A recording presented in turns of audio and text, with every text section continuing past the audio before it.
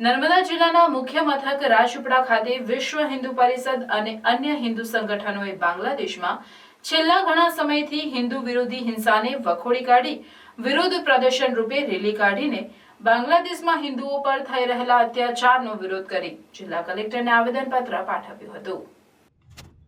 બાંગ્લાદેશમાં હિન્દુઓ પર થઈ રહેલા અત્યાચારના વિરુદ્ધમાં નર્મદામાં સફેદ ટાવર પાસેથી એક વિશાળ રેલી કાઢી હિન્દુ સંગઠનોએ વિરોધ પ્રદર્શન કર્યું। હિન્દુ સંગઠનોએ કહ્યું છે કે સાધુ સંતો પર અત્યાચાર સહન કરવામાં આવશે નહીં। હિન્દુ સંગઠનોએ માંગણી કરી છે કે બાંગ્લાદેશમાં ધરપકડ કરાયેલ ઇસ્કોનના સંતોને પણ મુક્ત કરવામાં આવે। નોંધવા જેવું છે કે છેલ્લા કેટલાક દિવસોથી બાંગ્લાદેશમાં હિન્દુ વિરોધી હિંસાનો વેગ વધ્યો છે। ઇસ્કોનના પ્રતિષ્ઠિત સંતોને વોરંટ વગર જ પોલીસ પકડીને લઈ જઈ રહી છે અને રાષ્ટ્રદ્રોહ તથા ઈશનિંદા જેવા ખોટા આરોપો પણ લગાવવામાં આવી રહ્યા છે। તાજેતરમાં જ હિન્દુઓના પવિત્ર 3 મંદિરો પર ઇસ્લામી ટોળાઓ હુમલો પણ કર્યો હતો।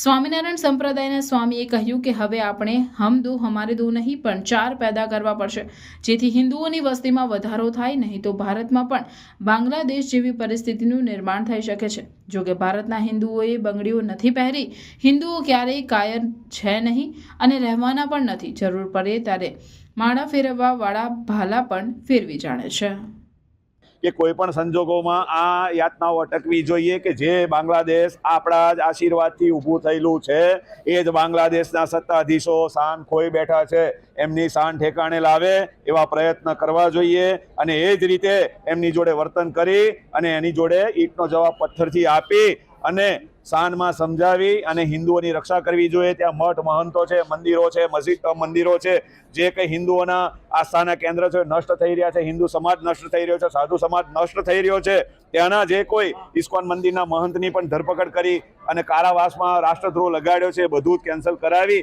અને સર્વ રીતે હિન્દુઓનું, સાધુ સંતોનું, મઠ મઠાંતરોનું અને હિન્દુ સમાજનું રક્ષણ થાય એના માટે અમે આજે આવેદન આપ્યું છે। હિન્દુઓને મારી એક ખાસ ભલામણ અને આહવાન છે કે હવે આપણે 2 મારા અને 2+2 ની પરિભાષા ભૂલી જાઓ, 2+4 કરો। તમારી જનસંખ્યા વધશે તો તમે ટકશો, બાકી તમારા માટે જે બાંગ્લાદેશની પરિસ્થિતિ છે એ કાલે અહીં પણ આવીને ઊભી રહેશે। તમારી જનસંખ્યામાં વધારો કરો ને કરો અને આગળ આવો અને હિન્દુઓની એકતા માટે કામ કરો એવી મારી અભ્યર્થના। અસ્તુ, ધન્યવાદ। સિદ્ધેશ્વર સ્વામી, રાજપીપળા, સ્વામિનારાયણ ગુરુકુળ।